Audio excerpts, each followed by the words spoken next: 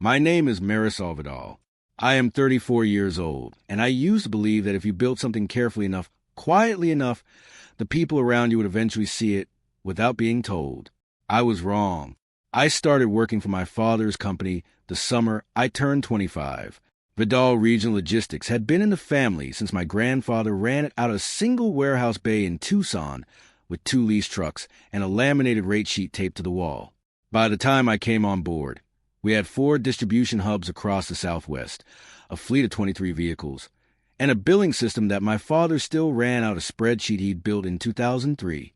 The spreadsheet had 17 tabs. 3 of them were broken. He printed out every Monday morning and kept the stack in a manila folder on the corner of his desk, and he called that folder his dashboard. I did not come in and tell him it was broken. That was never how things worked with my father. Instead, I spent my first 3 months learning every tab, every formula, every manual workaround his office manager had quietly built around the ones that didn't calculate correctly. I mapped the whole thing onto a legal pad before I ever touched a keyboard. Then I built him a replacement. Same logic, cleaner structure, nothing missing. And I put it on his desk one Monday morning before he arrived. He opened it, scrolled through it for about 40 seconds, and said, "This looks fine." He threw away that week's printout of the old one. He never mentioned it again. That was the job for 9 years, not the dramatic version. The actual version, the one where you fix the thing before anyone notices it was broken, and then you fix the next thing and nobody asks how. If you have ever done work that quietly held something together, work that kept the numbers right, kept the deadlines met, kept the whole thing from coming apart, stay with me. Because what happened next took 9 years to build and about 40 minutes to change. By my 3rd year, I had rebuilt our vendor contract process from scratch. We had been renewing on rolling month-to-month terms with 4 of our 6 major carriers, which sounds manageable until a carrier drops rates 2 weeks before your busiest quarter and you have no locked pricing to stand behind. I renegotiated all 4 into annual agreements with rate caps and drafted a standard template we use going forward. That template saved us roughly $340,000 in the software migration year alone, because I had locked our primary tech services vendor before the market shifted. The software migration was the largest project I ran. We were on a dispatch and routing platform that was being sunset by its developer. End-of-life notice came with 14 months of runway. I sourced 3 replacement platforms, ran a side-by-side cost-benefit analysis, negotiated a pilot with the vendor we selected, managed a data transfer, trained a dispatch team, and had us live on a new system 2 months before the old one went dark. My father sat in on one meeting during that entire process. He asked 2 questions, both about the monthly fee, and then left early. I kept everything I built in a blue accordion folder. It started as an organizational habit, one place for the contracts, the vendor terms, the analysis documents, the signed agreements, and it became something else over time. Muscle memory, maybe? I brought it to every quarterly review. I brought it to vendor calls. I set it on the table at the start of every meeting where numbers were going to be discussed, and I opened it the same way every time, thumbing to the right tab without looking. My father's office manager, Renata, told me once that the other staff called it Marisol's briefcase. She said it like it was a compliment. I think she meant it as one. If you have ever been a person in a room who knows exactly how the room runs and has never once been introduced as that person, you already know what the next 9 years felt like. And if you haven't, if you've always had your name on the things you built, I want you to stop for just a moment and think about what it would mean to have it taken off, not stolen, just quietly, consistently left off. That's a different kind of loss. That's the kind you don't notice until the day someone stands in a doorway with both arms out and smiles at you like you're a guest. I noticed that day. The first time my father made clear what he thought my role was, I was 27. We had just closed a new hub in Albuquerque, our 4th location, and my father had organized a dinner to celebrate with the extended family. Aunts, uncles, cousins, my mother's sister, who drove up from El Paso. He reserved a back room at a restaurant we had been going to since I was a child. Long tables, a fixed menu, the kind of dinner where someone always ends up making a toast that goes 3 minutes too long. I had run the Albuquerque site selection, not supported it, run it. I had done the market analysis, evaluated for candidate properties, negotiated the lease terms, and coordinated the build-out timeline with our contractor. My father had signed the lease. That was his role in the process. The signature at the end. At dinner, my Uncle Hector raised his glass and said, "To Ernesto, who keeps building his family's name into something real." Everyone raised their glasses. My father stood up, accepted the toast, talked for 5 minutes about his grandfather's vision and his own 20 years of work. And then he said, "And of course, my son Tomas, who I know is going to carry this forward." Tomas was 22 at the time. He had just finished a business degree and was working part-time at a sporting goods store. He had never set foot in the Albuquerque location. I did not say anything. I squared the papers in front of me. I had brought the closing documents in my folder out of habit, thinking we might go over the timeline, and I set my hands flat on the table, and I let my father finish his toast. My mother caught my eye from across the table. She gave me a small, careful look, the kind that said I see it, without saying anything else. She did not say anything else. She raised her glass with everyone else. After dinner, my father pulled me aside near the host stand while coats were being retrieved. He put his hand on my shoulder and said, "Good work on the paperwork side of things." His voice was warm. He meant it as a compliment. I said, "Thank you." He said, "Tomas is going to need people like you around him when the time comes. He's going to need someone who knows how the back office works." I looked at him for a moment. My throat tightened in a way I didn't expect. A quick, physical clench that I swallowed down before it reached my face. I said, "I'll be there." He squeezed my shoulder and went to get his coat. I stood at the host stand for a moment longer than I needed to. The folder was under my arm. I had carried it to a celebration dinner for a project I had run, and my father had used the evening to announce a succession plan that did not include me, and the most remarkable thing about it was how ordinary it felt, how practiced, like it was just the way things were, and everyone in the room already knew it except me, or maybe I knew it too, and I just hadn't let myself name it yet. That dinner was the first time I understood the shape of things. Not the last. The pattern after that was consistent enough that I stopped being surprised by individual instances and started recognizing the form. My father had a way of acknowledging my work that simultaneously erased its authorship. When the vendor renegotiation saved us the rate increases 2 years later, he mentioned it to a business contact as something our team put together. When the software migration finished on time and under budget, he sent a company-wide email that thanked everyone who worked so hard on the transition. When one of our drivers told him that the new dispatch system was the easiest routing tool he'd ever used, my father said, "We got a good product." He was not lying, exactly. He was just describing things in a way that left no fingerprints. I was 31 when my brother Tomas joined the company full-time. My father gave him the title of Regional Operations Associate and put him on the payroll at a salary that Renata, who handled payroll, mentioned to me once, in passing, in a way that told me she assumed I already knew. I did not already know. I found out my brother was making more than me in his first month on the job than I had made it year 4.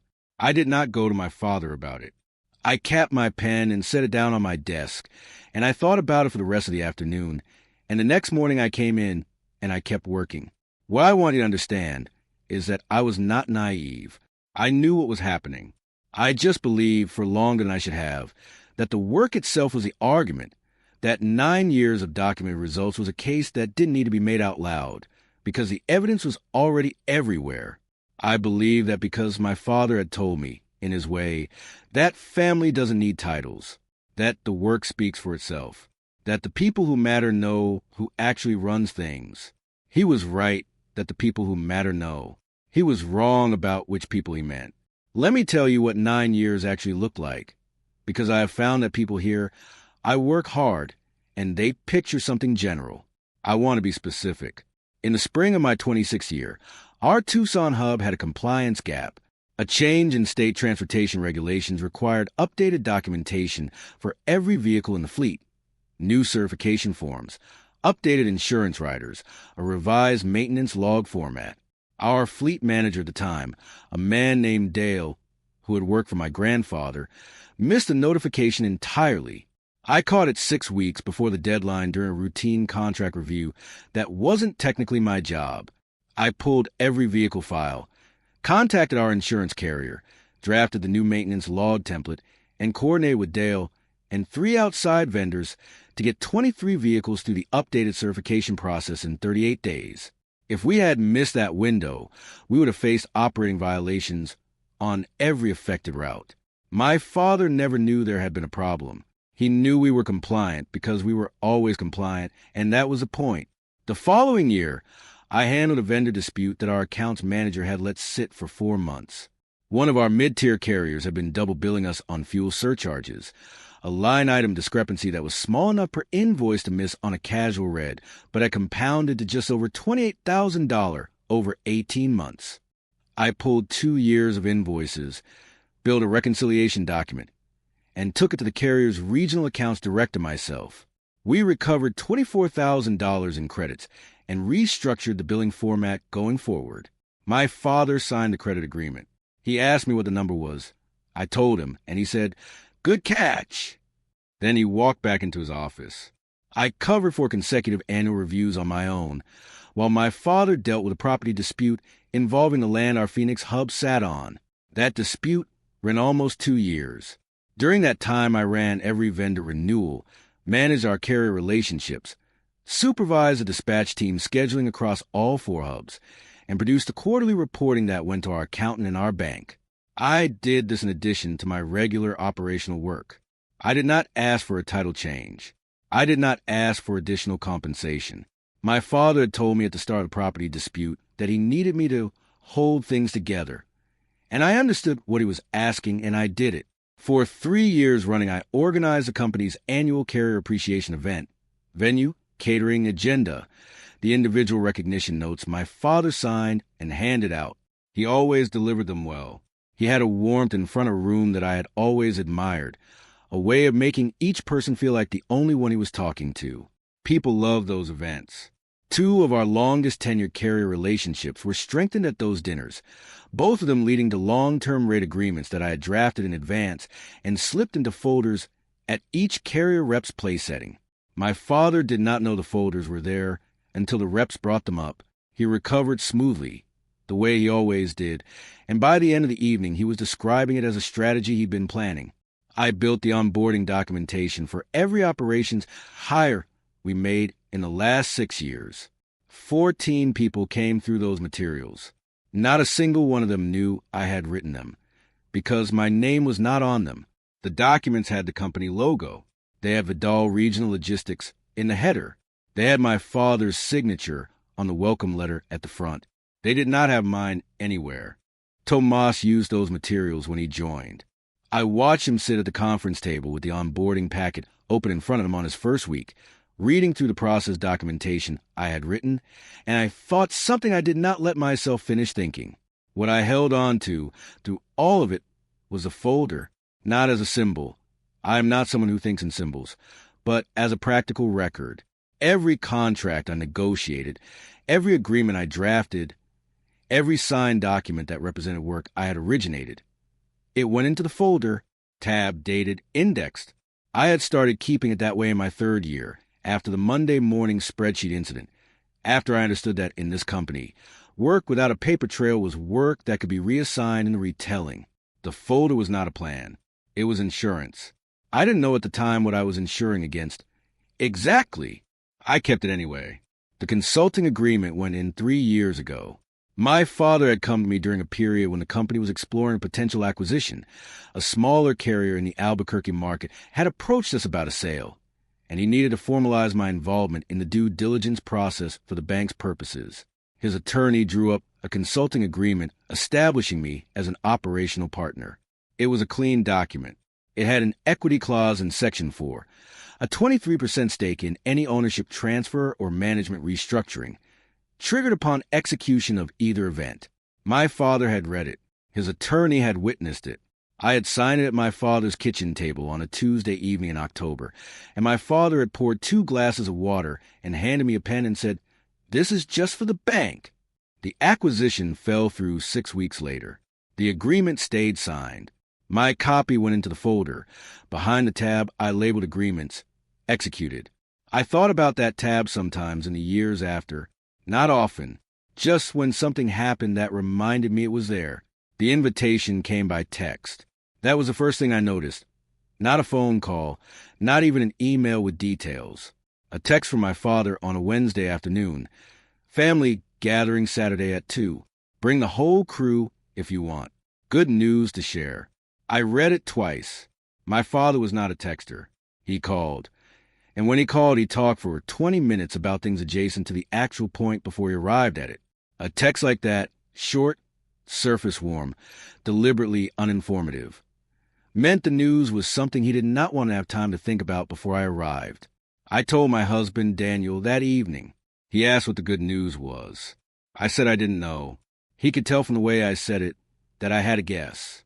He did not push, and I did not say the guess out loud, because saying out loud would have made it something I was preparing for, and I was not ready to be preparing for it. I was still hoping I was wrong. Saturday came gray and cool, the kind of October morning where the light looks like it's apologizing for something. I dressed carefully. I made coffee. I drove Daniel's car because mine was in for service, and I put the blue accordion folder on the back seat without thinking about it. The same way I always did when I was going anywhere connected to the company. 9 years of reflex. The folder went where I went. We arrived at my parents' house at 2. There were already 6 cars in the driveway, and 2 parked along the street. Inside, the living room had been rearranged. Chairs brought in from the dining room. A beverage table set up along the wall. It had the organized feeling of an event someone had been planning for longer than a week. My mother was moving between rooms with a focused quiet that told me she knew what was coming and had decided not to warn me. I caught her eye when she passed through the hallway. She smiled, and the smile had something careful in it, and I understood.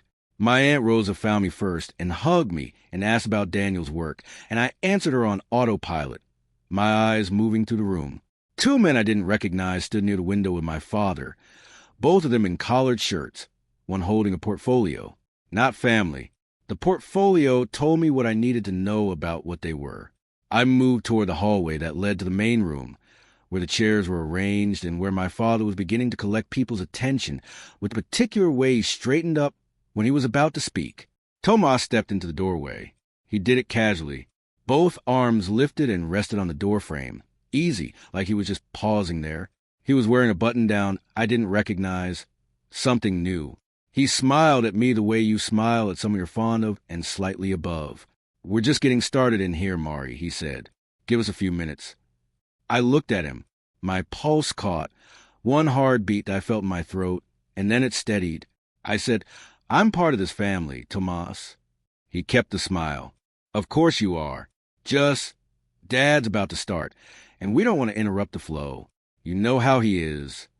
Behind him, my father glanced toward the doorway. He saw me. He saw Tomas. He did not call Tomas off. He turned back to his guests and said something that made one of the men with the portfolio laugh. I took a step back from the doorway. I folded my hands in front of me and said nothing. I went back to the living room, and I sat down in one of the chairs along the wall, and I set the blue accordion folder on my lap, and I waited, not because I was done, because I wanted to hear every word he said before I decided what to do with what I had brought. My father's voice carried from the main room clearly enough that I could follow the whole thing from where I sat. The introduction of Tomas as incoming general manager of Vidal Regional Logistics. The mention of the 2 men from the window. Investors he'd been in conversation with about a minority stake. The language about new direction, next generation, the company's grandfather started, and that it had grown, and that Tomas would now lead into its next chapter. My name was not mentioned. I sat with the folder on my lap, and I listened to every word, and when it was finished and the room filled with the sound of applause and my family's voices layering over each other with congratulations, I stayed where I was. I did not move. I let the folder rest under my hands, and I thought about the tab labeled agreements, executed, and I thought about a Tuesday evening in October, a kitchen table, 2 glasses of water, and a pen my father had handed me himself. I had not come here today to make a scene. I had come here because I always came, because showing up is what I did. But I had brought the folder, the way I always brought the folder, because 9 years had taught me that in this family, the work without a paper trail was the work that disappeared. This particular piece of paper was not going to disappear. Not today. The applause was still settling when I stood up. I did not rush. I picked up the folder, tucked it under my arm the way I had tucked it under my arm 10,000 times before, and I walked to the doorway of the main room. Tomas was no longer blocking it. He had moved inside, was standing next to my father near the front of the room, accepting handshakes from the two investors. I stepped through the doorway and into the room, and I found a place to stand where my father could see me clearly. He saw me. Something moved across his face. Not alarm, not quite, recognition. The particular look of a man who has arranged a room carefully and noticed that one element is not where he placed it. My Uncle Hector was still talking. My Aunt Carmen was asking one of the investors a question about the company's routes. The room had the warm, scattered energy of a gathering that believed the formal part was finished. I waited until there was a natural pause. Then I said, "Dad, I'd like to say something." The room shifted. Not dramatically, just a small collective adjustment of people turning toward a new voice. My father's expression settled into something careful and warm, the way it always did in front of an audience.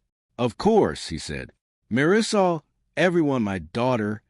A few people smiled. One of the investors nodded politely. Tomas glanced at the folder under my arm. His expression did not change, but his eyes stayed on it for a half-second longer than they should have. I said, "I want to congratulate Tomas. Genuinely." I looked at my brother.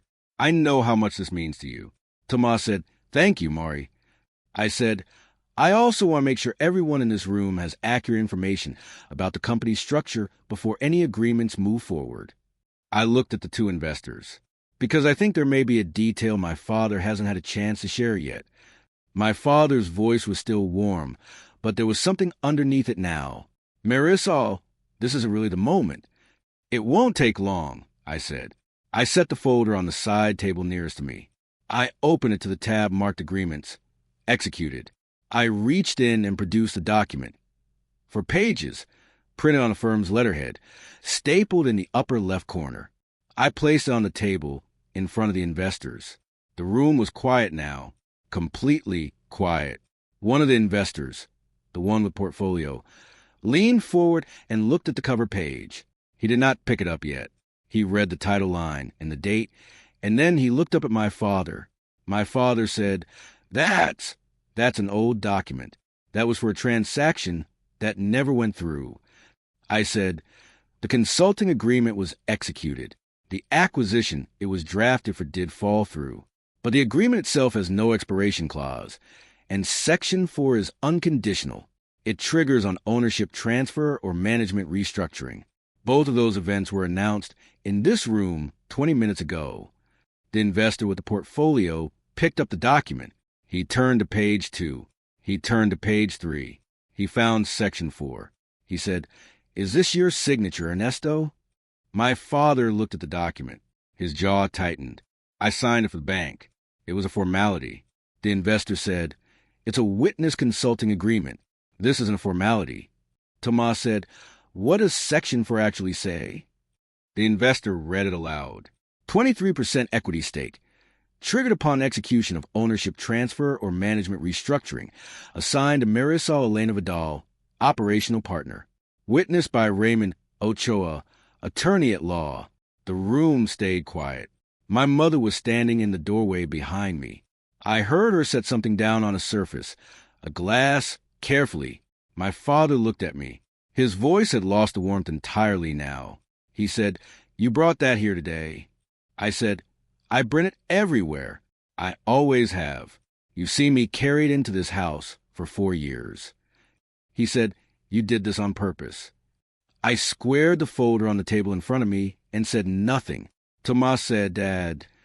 My father said, "She planned this." I said, "You signed it, Dad." Raymond witnessed it. I have the original and a notarized copy. I am not asking for anything that isn't already documented. The investor set the document down. He looked at his colleague. Some kind of understanding passed between them that did not require words. The look of two people who had just learned that the table they sat down at has a different shape than the one they were shown.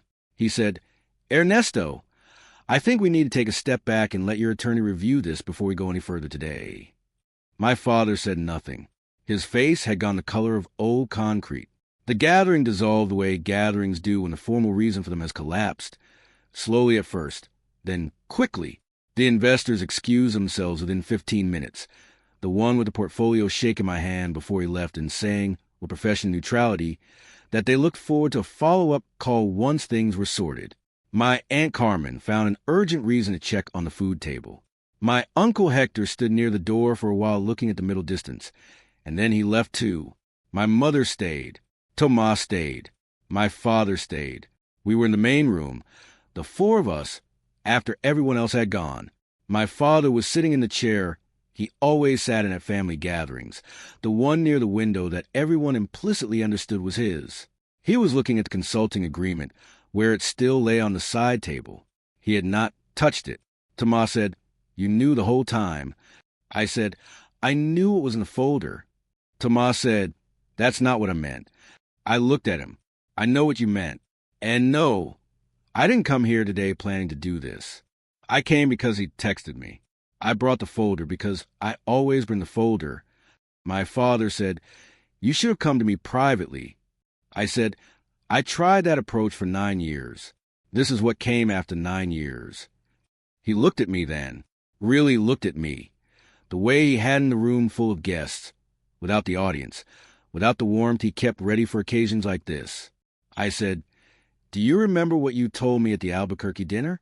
You said you needed people like me around, Tomas. You said the back office needed someone who knew how it ran." He said nothing. I said, "I built the back office, Dad.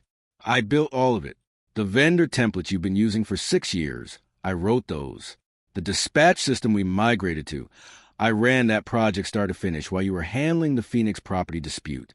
The carrier relationships that survived that rate spike in 2019, I locked those pricing agreements 8 months before the market moved. You signed them. I negotiated them."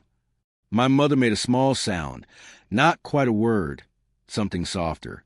I said, "You told Tomas this company was never going to be mine.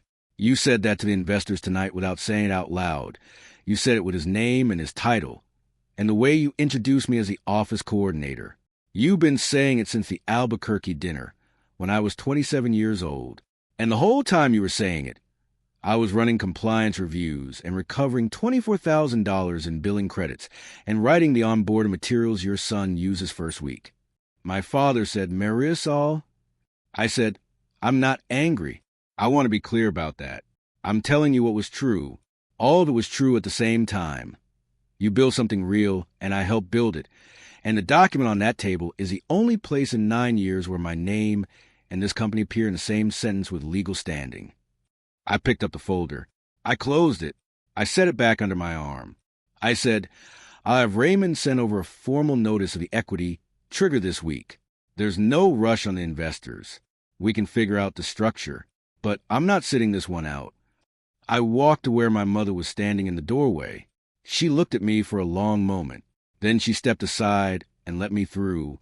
Behind me, I heard my father say something to Tomas. I did not stop to hear what it was. I walked through the house, past the beverage table, past the rearranged chairs, and out the front door into gray October afternoon. Daniel was sitting on the front step. He had been there a while. Judging by the coffee, he'd gone back to the car to get. He looked up at me. I sat down next to him. The folder was on my lap. He said, "How'd it go?" I said, "We'll need to call Raymond on Monday." He nodded. He handed me the coffee. I have thought, in the months since that afternoon, about what I actually wanted when I walked into that room. Not what I did, the document, the investors, the equity trigger, but what I wanted underneath all of that, what I had been wanting for 9 years without letting myself name it. I think it was just to be counted, to have the work exist somewhere with my name on it, not on a plaque, not in a speech, just somewhere real, somewhere that couldn't be retold into something else at a dinner with uncles and investors and a younger brother in a new shirt. There is a particular kind of erasure that happens slowly. It doesn't arrive as one event. It accumulates the way water accumulates in a low place, invisibly over time. And then one day you look down and the floor is wet and you realize it has been seeping in for years. My father did not wake up one morning and decide to erase me. I believe that. He is not a cartoon. He is a man with a fixed idea of how succession works, an idea built from his grandfather and his father and probably their fathers before them, and I was the wrong shape for that idea. And so, he looked around me instead of at me for long enough that he forgot I was load-bearing. The consulting agreement was not revenge. I want to be clear about that, because I think revenge is what it looked like from the outside. The prepared document, the timing, the room full of witnesses. But I had not set out to ambush anyone. I had set out to show up the way I always showed up, and the folder came with me because the folder always came with me. And sometimes the thing you've been quietly carrying turns out to be exactly what the moment required. My father called me 2 weeks later. We talked for a long time, longer than we had talked in years, without guests, without an audience, without the performance either of us had been doing. It was not a comfortable conversation, but it was real in a way our conversations had not been for a long time. He did not apologize in a clean, complete way. He is not built for that. He said, "I should have had your name on more things." And I understood that for him. That was a whole sentence. Tomas and I are still figuring things out. He is not a bad person. He was handed something he hadn't fully earned, and that is not entirely his fault. We have had 2 real conversations since October, and they were both hard and both worth having. Raymond sent the formal notice. The equity structure is being worked through. The investors came back to the table. I kept the folder. Of course I kept the folder. Here is what I know now that I did not let myself know before. The people who tell you that family doesn't need things in writing are usually the people who benefit from nothing being written down. Documentation isn't distrust. It is just a record of what was actually true, preserved in a form that can't be retold at a dinner table. Keep the records. Know what you've built, and don't leave the folder in the car. If this story made you think of something you've been carrying quietly, share it with someone who needs to hear it. Sometimes the most useful thing one person's story can do is remind another person that they're not the only one who knows how the room runs. This story is a work of fiction created for entertainment purposes. All characters, names, businesses, and events depicted are entirely fictitious. Any resemblance to real persons or actual events is coincidental.